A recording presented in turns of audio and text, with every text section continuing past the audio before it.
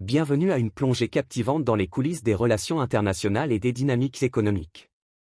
Aujourd'hui, découvrons comment le Maroc tisse une alliance stratégique avec 3 nations de la CEDEAO. En parallèle, explorons les implications économiques de la réouverture du port de Cotonou pour les importations vers le Niger, et plongeons dans les tensions diplomatiques alors que le Niger refuse de s'engager avec le port du Bénin sous sanction. Restez avec nous pour décrypter ces événements impactants.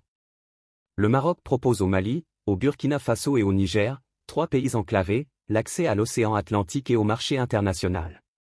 Rabat veut-il profiter de la situation dans le Sahel pour y gagner en influence? C'est en tout cas ce que laisse entrevoir la démarche marocaine envers ces 3 pays sahéliens en rupture de ban avec la CEDEAO et alors que l'Algérie est en difficulté avec le Mali. Pour Ibrahima Kane, chercheur à la fondation Open Society Initiative for West Africa, OSIWA, à Dakar, l'objectif est plutôt double.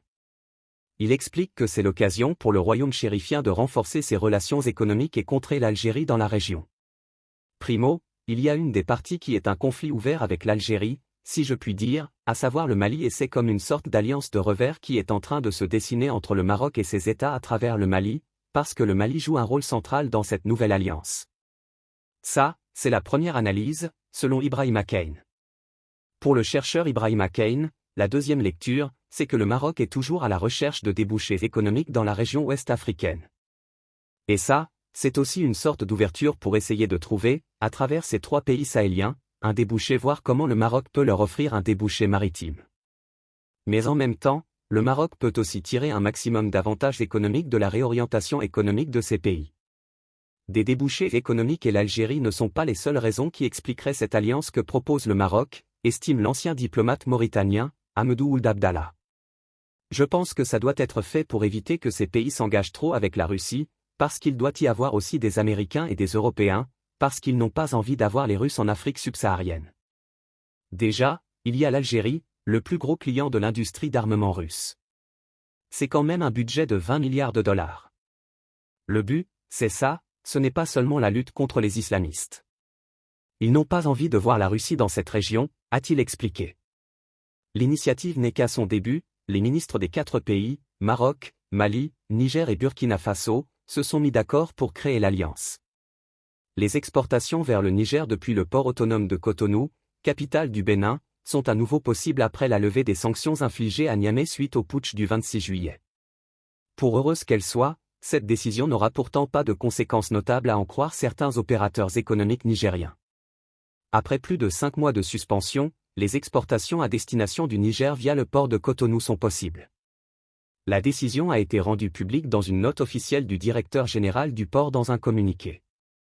Il est procédé à la levée de la mesure relative à la suspension, dans le port de Cotonou, des importations de marchandises à destination du Niger, a écrit le directeur général du port autonome de Cotonou, Bart Joseph Johan Vaneno. Cependant, cette décision n'aura que peu d'effet selon des opérateurs économiques nigériens qui se sont déjà habitués à utiliser d'autres ports, notamment celui de Lomé, capitale du Togo.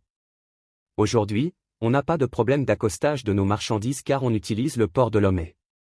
Il y a également le Maroc et l'Algérie dont nous avons déjà commencé à utiliser le port, déclare El Hadj Yacouba Dan Maradi, opérateur économique. Toutefois, pour certains économistes, le port de Cotonou reste à beaucoup d'égards le port idéal pour les transactions commerciales du Niger. Le port idéal pour le Niger, c'est Cotonou. Le coût de fret est moins cher par rapport au contour qu'on fait vers Burkina Faso.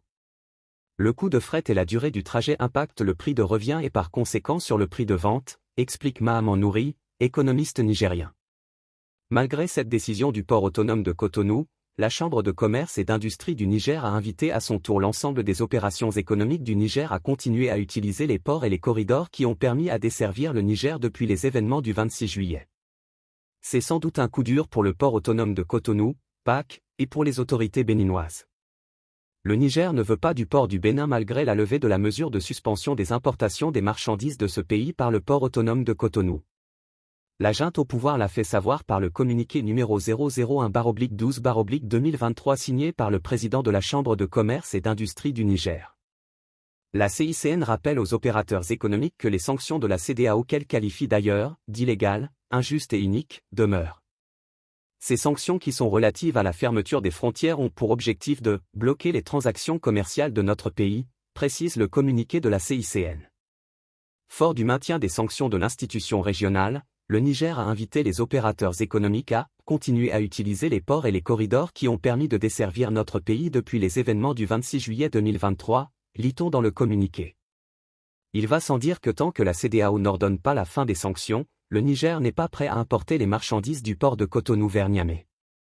Pour rappel, le port autonome de Cotonou a levé la suspension sur les importations de marchandises à destination du Niger, annulant ainsi la mesure prise en octobre 2023. Cette décision, signée par le directeur général Bart Joseph Johan Van Eno et annoncée le 27 décembre 2023, fait suite à l'amélioration des conditions opérationnelles au port, notamment la réduction de la congestion. La reprise des importations coïncide avec le dialogue entamé par le gouvernement avec les autorités nigériennes après le coup d'État du 26 juillet. Initialement, la suspension avait été mise en place pour des raisons opérationnelles et de congestion.